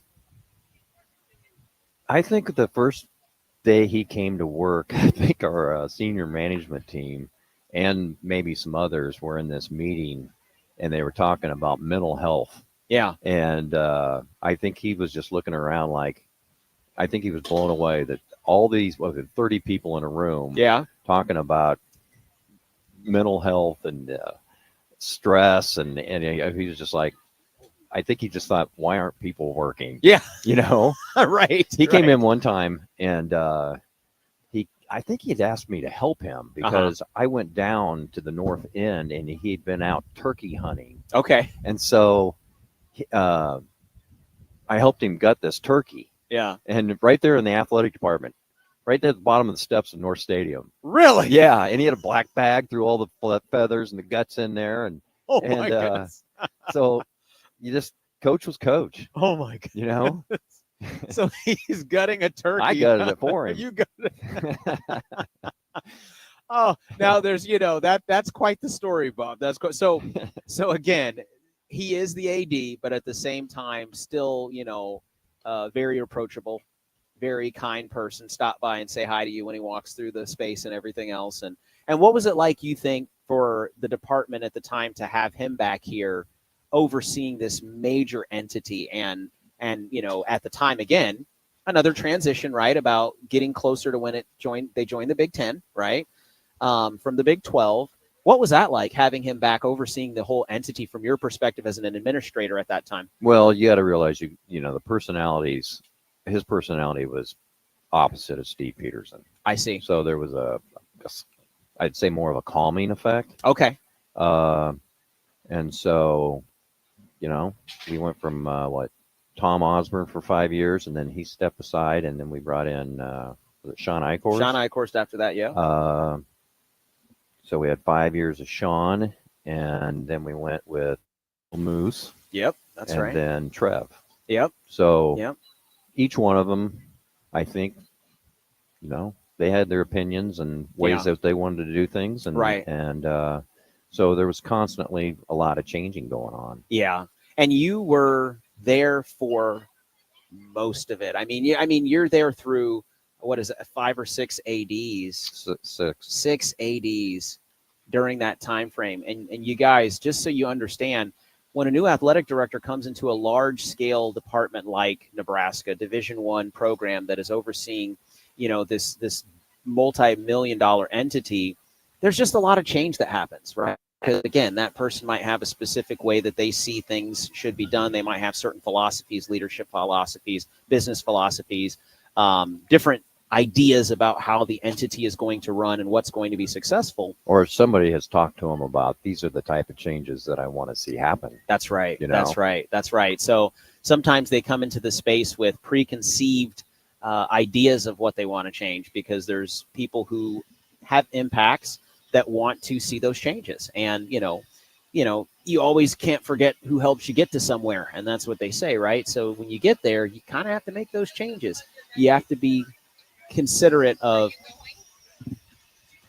Yeah. So when everything's said and done, and there's a significant amount of, challenges that come up, they have their way of going about dealing with those things. And so you saw a lot of that change, and you were here during it, and you experienced some career growth and movement and different things like that. What would you say were some of those lessons that you took from your time as an athletic administrator here at Nebraska specifically, from seeing all that change and all the things that were, moving as you were going through that process? Well, you had to be open-minded. Yeah. You had to be somewhat strategic. Yeah. And that if the boss had an idea that you thought diabetically of was just wrong, right? It's just you had to be strategic about it. Yeah. You had to maybe point out what was working. Yeah. And explain that we may have even tried this in the past. Right. Right. It was you just kind of, you got to listen to people. Yeah. And you hope that your new boss was going to be willing to listen. Mhm. And, like even, Sean had some ideas on doing some renovations of one of our facilities. And, Yeah. and I actually said, why don't I drive you out there and let you look at it? Yeah. And I pointed out that it was a facility that was 20 minutes from campus. Yep. It's, you're driving through more of a commercial industrial area. Yes. This is what recruits are going to see as you're coming out there. Are we going to really put $4 or $5 million into this project? Right. And he listened and said, let's do a soccer tennis complex right there north of the sports center. Wow. Which is, you're right there, part of our footprint. Absolutely. So yeah, you just tried to strategically explain things. Gotcha. That, I know coaches are pushing for immediate change. And That's right. This is going to happen a lot quicker. Absolutely. But in the long run, this is going to be a much better situation. Yeah. And if you have been to the Dillon Tennis Center or the Hibner soccer arena, what you quickly recognize is that, it really has become iconic being able to drive down that corridor there and see all the different places that represent Nebraska. Devaney, now we have the track facility that's kind of coming online there as well. And then you have, Hibner, and then you have Dillon there. And absolutely amazing, top-notch facilities and close to campus, right? And that's one of the things that I recognize from having student athletes that you two, of course, with all the sports that you oversee, that ability for them to get to practice and get back to campus is so important, right? Yeah. And I think sometimes when you kind of get caught in the X's and O's and the dollar signs and, somebody's telling you, right? Like you said, maybe some outside influence who owns that property is saying, hey, I'd like you to develop this space and I'll give you a deal on it. They're not thinking about the commute of the student athlete, right? No. They're not thinking about some of those deeper aspects that we hear as administrators on a daily basis. You get to talk to these athletes and know that I can barely make it to class on time and coach won't seem to move practice, right? So I think those are the things that you learn. And again, you talk about being strategic. And I think, being strategic is so important, especially when you go through so many leadership changes, that you recognize when you should push and you also recognize when you shouldn't. You recognize the different personalities that different people have that you have to interact with, and how sometimes, when it comes to self-preservation, sometimes it's better to just keep your mouth shut, sit back and watch as things develop, and maybe not be the person in that moment that says the wrong thing, right? Absolutely. And that's one of the things that, I've really learned from you too, Bob. And the biggest thing, though, that I think you established through your time in the athletic department, what I can tell you I've learned from you is that you had and continue to have so many very powerful and intentional relationships that you established with people while you were working in the athletic department. And so, we talk about relationships, we talk about hard work and dedication and all these different pieces that are so important. I'm really, really excited for this next segment, Bob. We're going to get to talk about your most recent passion project, and I've Got a Name, and the wonderful work that organization is doing in Nebraska, across the state of Nebraska, and all the things that you took from your journey and all of the ways that you were able to take those things and turn it into such a powerful organization now that's having a significant impact on people's lives on a daily basis. So, ladies and gentlemen, you're listening to The Law of Lift, 93.7 The Ticket. We are live from right here at WordStock. Things are starting to shut down a little bit, but man, it's been a beautiful day. It continues to be a beautiful, breezy day. We'll be back here on 93.7 The Ticket with The Law of Lift right after this.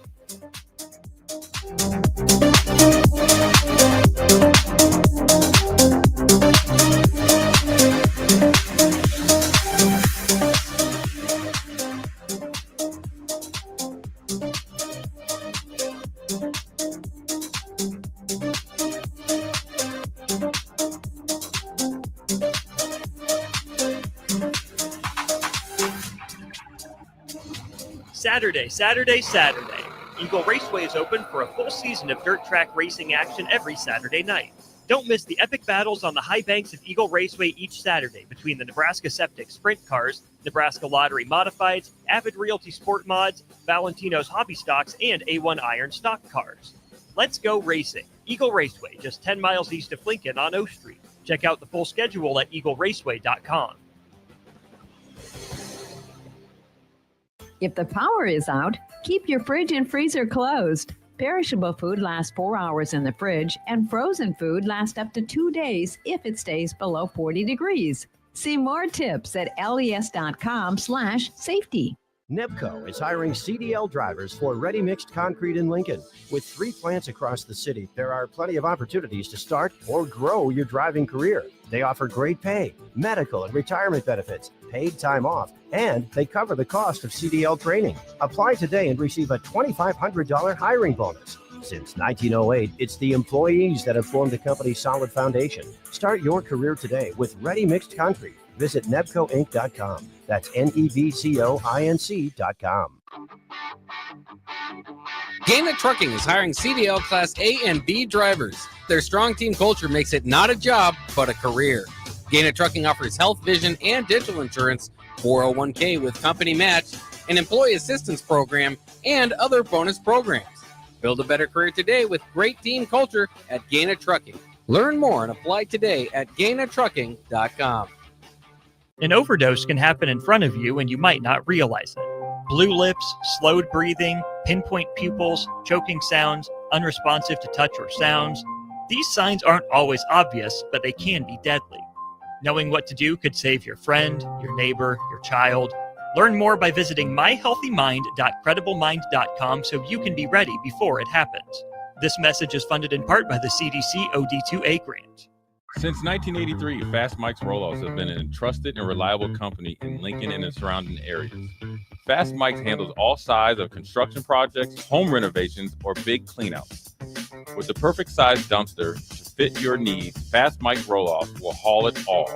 With same-day delivery in Lincoln, affordable rates, and top-notch service, Fast Mike's Rollouts make cleanup quick and easy.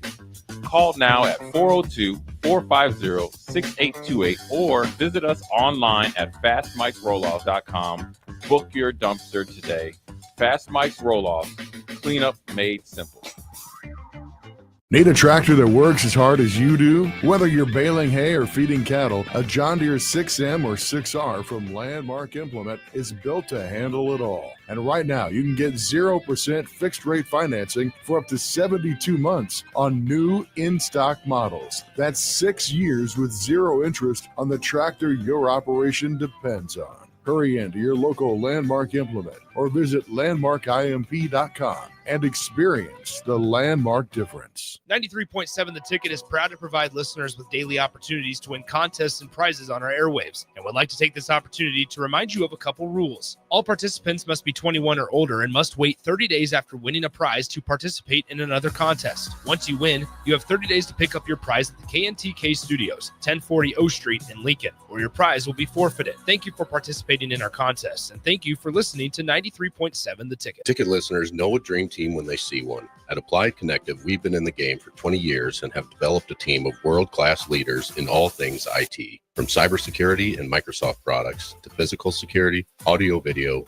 infrastructure, business phone systems, and anything in between, we'll help you leverage technology to become your most secure, efficient, and profitable. Head to our website to check out real reviews and testimonials and sign up for a free tech consultation. We can show you where you might be vulnerable, inefficient, or overspending. It's a game changer and it's totally free. Claim yours right now at appliedconnective.com. Bagels and Joe is the perfect place for breakfast or lunch in August. Try their brand new S'mores Cold Brew with graham cracker cold foam. Also try a s'mores croissant and add cake batter cream cheese to any bagel. 4 locations in Lincoln and 1 in Seward. Bagels and Joe.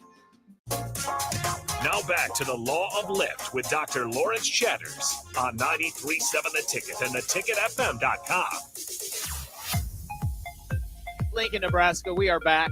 You're listening to the Law of Lift on 93.7 The Ticket with Dr. Lawrence Chatters. I have Bob Burton here with me today. My family just stopped by. You know, family's everything, right? I mean, it's just, man, it just, so important. Just warms your heart to see, you know, your family be able to stop by. And as I look at my daughters and think about how important reading to them growing up was, it just really highlights to me the importance, you all, of making sure that those young people in your life that you can get a book to, get books to them. Give them the opportunity to see the world through a book. I just remember reading to our daughters every single night, and it just became such a custom that they'd ask for a book every night, you know, and you kind of sometimes read the same book over and over again. Sometimes you find new ones. That's where I'll have to give credit to my wife. She was very good at reading books to our children, and now I even see her starting to read books to the grandkids. And it's just like, flood you with those memories because some of the books are still the same. Yes. She did a wonderful job of doing that. Yeah, that's amazing. So, you know, while we're on the topic, shout out to my wife, Katie Chatters. Shout out to Krista Burton. You know, one of the biggest and most consequential decisions we make in life is when we have the opportunity, you know, to pick a person or to recognize that a person has been picked for us and be able to connect with that individual and spend a long and happy life with that person. And so it's just amazing to have great partners in life, people who are supportive, people who mean the world to you. And so, shout out to the wife, shout out to our kids as well. So we're talking to Bob, and, you know, Bob was just kind of explaining the importance of being strategic when you're going through leadership changes. And if you all are out there and you're experiencing any leadership changes right now in your respective space from a professional perspective, I do want you to understand the importance of being strategic and recognizing sometimes you can say something, other times you can't. Sometimes you bring an idea to the table, other times you don't, but you have to be strategic about it. And so that's something that I really took from that particular portion, Bob. But now we're going to kind of transition. We're going to transition into talking about what you're doing now, because you moved on from the athletic department, believe it was a little over 2 years ago, something like that. And now you have a shirt on. You all can't see our beautiful radio faces here, but Bob's wearing a shirt that says, "I've got a name" on it. And it's an organization that he's going to tell us about. So tell us about I've Got a Name, Bob. Tell us about when it started, why it's called I've Got a Name. I mean, this is now dedicated to you talking about I've Got a Name. So 16 years ago, a pastor challenged the congregation to say, when you look back on your life 10 years from now, what was your decade on purpose? I see. And I was sitting there with my wife, and I was just like, wow. When I look back 10 years from now, it wasn't about my job. Yeah. It wasn't about wins and losses. It was, okay, what's my purpose? And we had supported a number of other nonprofits, but it almost felt like we were writing the check, but not really engaged. Yes. And the timing of it, I went that October to a human trafficking presentation at UNL, a professional speaker, just an expert in human trafficking. Kevin Bales was there doing a presentation, and he was speaking about all the different types of human trafficking, whether brick kilns, boys being purchased from their parents to They tie rocks on their ankles and sink them in harbors to untie the fishing nets that are stuck down in the harbors. And occasionally, the kids would drown. Oh, my goodness. And it was the story about these 13, 14-year-old Nepalese girls that are being trafficked into India and, being sold 25 to 30 times a day, 365 days a year. Wow. And, if they happen to get sick, they just discard them in the streets. And so I initially was raising money and awareness for another nonprofit that was here in town that was supporting border monitoring stations. Okay. Between Nepal and India. Okay. A good friend of mine asked me 3 years into this, he said, "Do you think it happens in Lincoln?" And I had a really good relationship with a guy named Mike Smith who started the Bay, and one of my kids used to skateboard, do the skate for change. Yeah. I called him up and I said, "I need to know, do you think sex trafficking happens in Lincoln?" He goes, "Well, of course it does." Yeah. I said, "Really?" I said, "Do you think that I could interview someone?" Mm-hmm. And he goes, "How many do you want to interview?" Oh, my goodness. I said, "How about one?" Yeah. Because I look back now, and this interview took place 13 years ago. Right. I'm shocked. I'm still shocked that she shared her story with somebody that she doesn't even know. Right. Because that doesn't happen in my world now. Yeah. The Yeah. trauma that these women have experienced is so deep Mm-hmm. and dark Mm-hmm. that they don't trust men. Mm-hmm. They don't trust me. They don't even know me. They don't know you. Yeah. And so I had to learn a lot of things. Yeah. But I was still working in the athletic department, and I hired an outreach specialist at that time, Mm-hmm. 13 years ago. And we were working with maybe 5 girls. Yeah. And Nikki, who was the outreach director at the time, was working out of the Bay. Okay. And so we were hosting a couple events, but I didn't realize how bad it really was. Yeah. And so 9.5 years ago, I hired an executive director. I hired another outreach director to take Nikki's spot. Okay. And Megan's been with me now for 7 years. Wow. And then it's just unbelievable that we had the need. It's unfortunate, but we had the need that we needed an outreach specialist. Yeah. And Pam's been with us for over 2 years. And then we had 2 wonderful individuals that interned for us as undergrads. Okay. One of them now is the director of marketing and communications. Okay. And Allie. And then Paige, a couple years ago, she had just graduated from law school and didn't want to practice law. Okay. But she wanted to work for I've Got a Name. Wow. And so she's really helping me a lot with strategy and operations. Okay. And in the last year and a half, we've done a lot of work together. We had never applied for any grants from foundations. Okay. That's right, And because it was so mostly private. It was all built pretty on much relationships. Yeah. Just donations. Yeah. So the scary thing is that when we started this out 13 years ago with working with four women, this past month, we're working with 31 girls and women right here in Lincoln. Wow. And surrounding area. Wow. And 31. So, oh, my goodness. So we're working on some strategic initiatives to say, now we've worked with women outside of Lincoln. Yeah. And we have women that were victims that Mhm. we're working with that are in smaller communities. And we started to make some inroads into Omaha. Okay.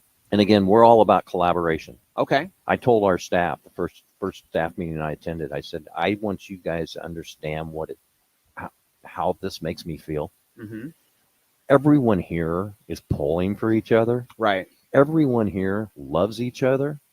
Everyone here knows what lane they're in. Yes. And at the end of the day, it's unbelievable to feel the team chemistry that we have right now. That's amazing. It's unbelievable. Yeah. And you know where we came from. Yes. It was like, yeah, there was 100 people lined up to get my job. Yes. You know?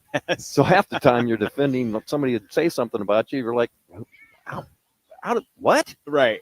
That's And so it's all not- about competition, It's all right? about Yeah, yeah, competition. yeah. And it was just like, there was just this freedom. Yeah. You know? Yeah. And so it's wonderful to have a team that's completely dedicated to doing the right thing. Yeah. That's amazing. That's It is. and to be aligned in your purpose.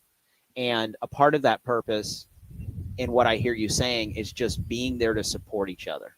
And I think that's one of the unique challenges of being in that corporate space and whether it's athletics or wherever you happen to be, where there's so much competition, is that people don't necessarily find the time or the energy or have the capacity to support each other because they're trying to protect their own job. Yeah. They're trying to make sure that they don't make the wrong decision that allows someone else to then put them in a position to say, see, that's not the right leader for that particular thing. Right. And I think that, honestly, one of the things that, you've taught me through just watching your journey is that, and this is one thing I can honestly say, I recognize that you were in athletics for an extended period of time, but what I can honestly say too is that when I finally had the chance to work with you, which started back in 2021 when I was hired at Nebraska, was that you were still the same person.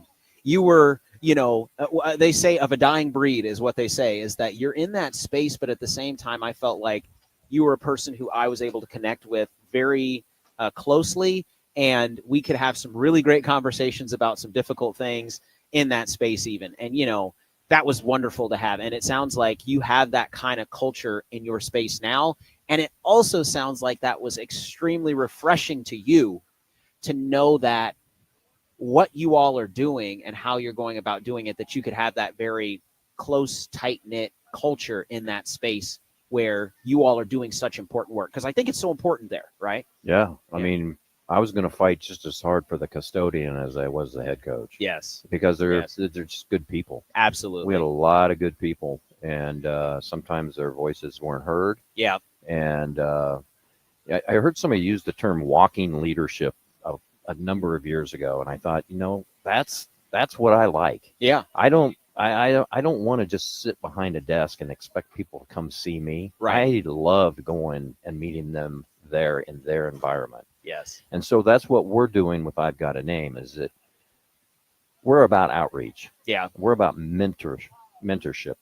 We're about building trust. Yeah. And we've done that by collaborating with a number of nonprofits, whether it be Cedars or Lighthouse or the Lincoln Police Department or their Human Trafficking Task Force or the State Patrol. Wow. Is that we rely on them. Yeah. Now we do get girls and women who have gone to our hotline on the website, but most of the time we get referrals from people here in the community. Yeah. And then we meet whoever we're going to meet where they're at. Okay. They may be sitting in jail. Yeah. They may be getting, 30 days where they're going to be getting out of jail. Right. Some of them don't have a second set of clothes. Some of them don't have driver's license. Some of them don't, it's just amazing. Yeah. The need, because they've been living in chaos and trauma for so long. Right. And that they need somebody to take them by the hand. Yeah. Not judge them. Right. And just, walk them through, try to get them hope. Yes. We're all about trying to bring hope. That's amazing. That's amazing. And I know that, over the years, things have changed and you've learned a lot again, right? And you've taken some of the many lessons that you brought from your career and just being in this specific space, and you've been able to change some things. And so, when you think about what the current day looks like, and I do want people to understand, from my just basic understanding of trafficking and how it, specifically has an impact, what I will tell you is that when these seasons start to come around where there's so many people that come to one space for a short period of time, this is where you start to really see these activities increase pretty substantially, right? And so, whether it be a Super Bowl or a major sports or major conferences, different things like that, that's where some of these activities really do ramp up. And so what are some of the signs that people might see as they're out and about, kind of as this season is approaching,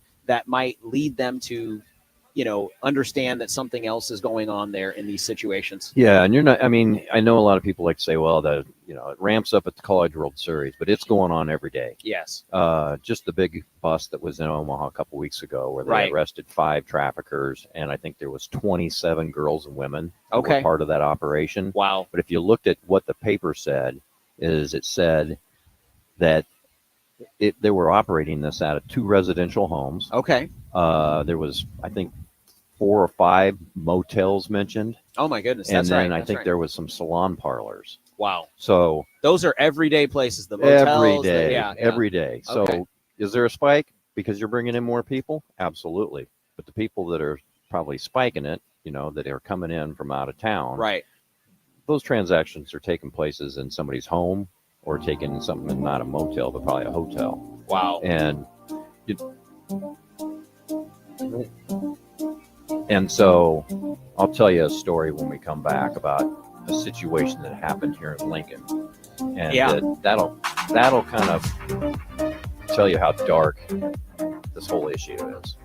Well, yeah, we are here on 93.7 The Ticket. Things are shutting down here at WordStock. It was over at 1 o'clock, but we're still finishing up this time with Bob Burton. He's talking to us about his nonprofit organization, I've Got a Name, that's making some big moves here in Lincoln, doing great things and supporting and bringing hope to people. And it's been awesome to hear his story so far. We'll go ahead and finish up after this. You're listening to The Law of Lift with Dr. Lawrence Chatters on 93.7 The Ticket.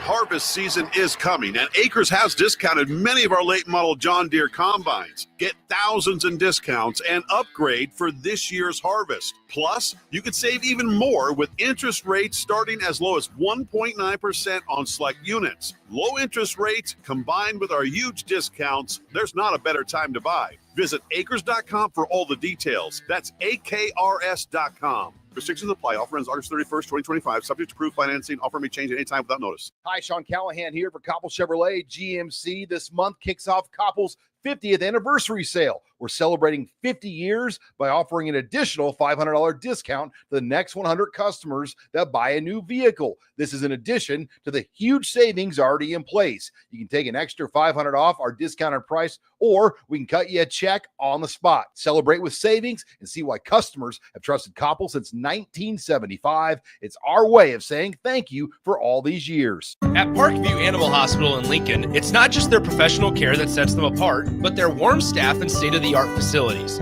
Whether it's for a routine checkup or a comprehensive medical procedure, at Parkview, your pet isn't just another number, but a valued member of their caring family. Visit them at pahlincoln.com today and in person just south of 14th and Pine Lake Road. Parkview Animal Hospital, your pet, their passion for happier, healthier, furry friends. This is Bill Mitchner, Executive Director of Lincoln Lighthouse. Did you know Lighthouse provides multiple programs for students such as one-on-one tutoring and mentoring, as well as pro-social skill exercises, while providing them a nourishing meal and a safe space during all months of the year, even during school breaks? Learn more or contribute to Lighthouse at lincolnlighthouse.org today.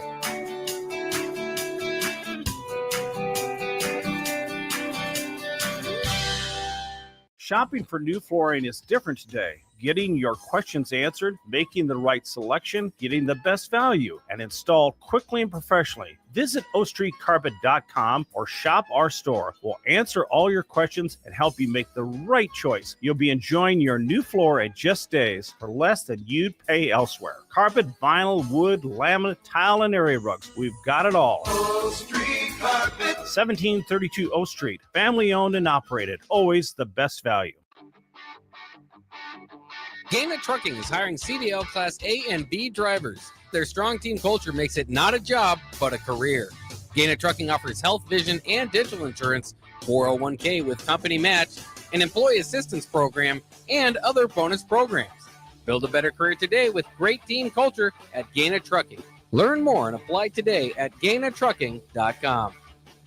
MWR is dedicated to building attractive, affordable steel buildings that exceed your expectations. From commercial to residential to agriculture storage, steel buildings are cost-effective, attractive, and versatile. Plus, they're a lasting investment and an ideal choice. MWR uses Sentinel Building Systems out of Albion and can service you all over the state and region. If you have interest in a steel building, post-frame building, or fencing, give MWR a call today at 402-980-5273 or go to mwrbuildingandfence.com. Get rid of pesky critters once and for all with Bats to Rats. Their expert team is here to help you reclaim your home. No more sleepless nights caused by crawling critters or flapping wings. Bats to Rats ensures a safe environment for every family member. Check the website at batstoRats.com for amazing offers. And if you mention this ad, you'll receive $10 off your initial inspection cost. Call Bats to Rats today at 402-781-8691. That's 402-781-8691. Bats to Rats. If the power is out, traffic lights might be too. If you come across a dark intersection, treat it like a four-way stop. See more tips at les.com/safety. Now back to the Law of Lift with Dr. Lawrence Chatters on 93.7 The Ticket and theticketfm.com. Hey, Lincoln, Nebraska.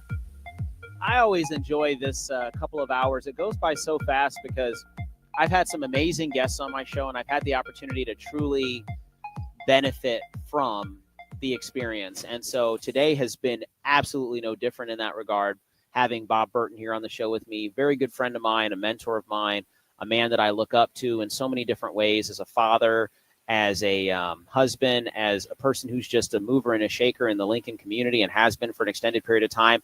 His work ethic, all the different things that I appreciate about this guy. And you all have gotten the chance to just get a little bit of a sampling of that today and hearing a little bit about his journey from Falls City, Nebraska, to Lincoln, and all of the things in between. We just kind of touched on those things, but now we're talking about his current project, which is a nonprofit organization called I've Got a Name that helps to reduce and prevent, to the extent possible, sex trafficking. And full disclosure, I am on the board, and so I will say that this is an organization that I really do believe in, and I think that so many people don't understand the significant impact that trafficking has on the people who are involved and our community. And what I would say is that as you raise people's awareness to the impact that those things have on people and the community, they definitely take notice. But they're things that happen somewhat in the shadows, and so sometimes people can forget about it. They don't really know, hey, this thing is going on, but it's not only happening in the shadows, it's happening kind of all around us in different ways. And so, just the other day, Bob was mentioning a big news story that came out about a significant bust that happened up in Omaha. And so, Bob, tell us, what are some of the things that I've Got a Name is currently working on, and how can people get involved with supporting the organization? Well, I'd encourage everybody to go to our website, which is just I'veGotAName.org. Okay. We have a Walk for Freedom every year in April that you can sign up for, that we go through from campus to the Capitol. Yeah. Murray Construction's doing a huge golf tournament for us here in another week. And so we're getting more people to sponsor events. Excellent. Where they're sponsoring the event and they're recognizing the work that we're doing. Yes. And that's been very helpful. Every 3 months we have what's called a hand-in-hand event. People can register on the website. And it's just to give people materials to build up their, the model, the educational model, so they know about sex trafficking. They know what it is, and if you recognize something that doesn't look right, you know, if you got a 17-year-old girl that's with a 45-year-old man, right? There might be something more to it. Yes. And we just started a new project called Men Against Demand, where we're really going to try to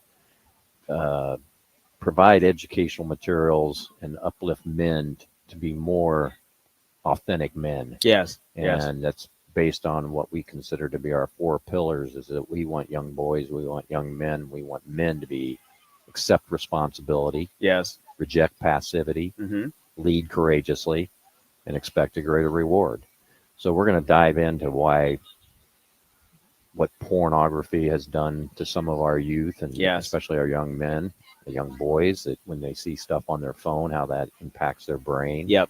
And then we're going to just start trying to build a men's movement to get people to stand up against the strip clubs and pornography and sex trafficking. Right. I mean, it's been amazing what I've learned, having been in, here's a person that's been in college athletics for 34 years. Right. And now, as we're fighting this every day, yes, you hear a story like we're working with we're working with one of our victims still to this day that a year and a half ago, the Lincoln Journal-Star put in the newspaper that, that her trafficker, who was her boyfriend, right, was selling her, and she'd made comments to the Lincoln Police Department that he was selling her 50 to 150 times per week.